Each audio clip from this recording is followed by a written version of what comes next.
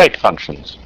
Let's take a look at the date functions. Add months in this case takes 18 January 2003, adds 3 months, and comes out with February, March, 18th of April 2003. All the date functions. Once again, all the ones I'm interested in are marked off in red. The black ones I'm not even going to discuss at this point. What do these date functions do? What I've done is I've divided the date functions up into 3 separate sections. I call them dates and times, date manipulation, and rounding and truncation, literally the round and trunc functions. Let's go back to dates and times. I have 5 dates and times functions. What I'm going to do is I'm going to take some examples from a script file which I've previously written, and I'm going to copy and paste them into SQL+. And here we have it.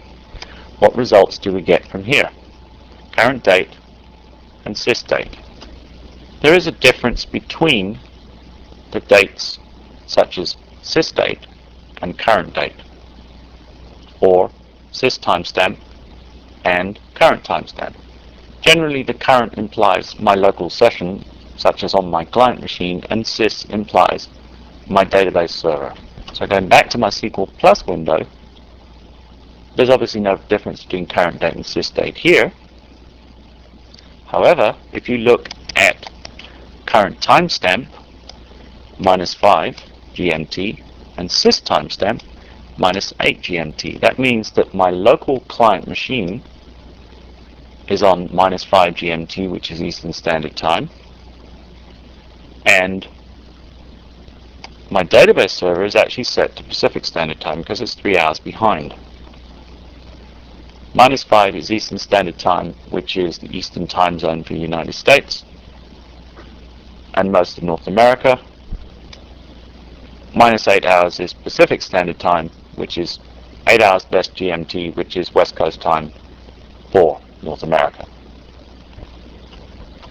The other example I have is local timestamp, which simply gives me a timestamp without the time zone. So we've seen what the dates and times functions do. Let's go on to date manipulation. I've got some examples for these. Let's look at add months.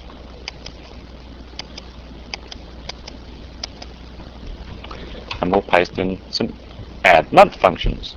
And here I've added 5 months to 12 December 2002, and I get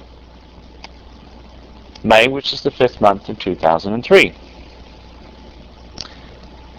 What I've done here is I've got an error. So we can simply correct that, and we can add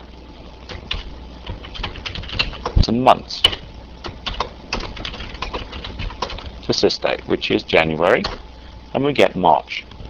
Add months simply adds the number of months to a date and returns a date. Last day. The last day function returns the last day of the current month. So let's demonstrate this by finding the last day and the month of my sys date. My sys date is actually set to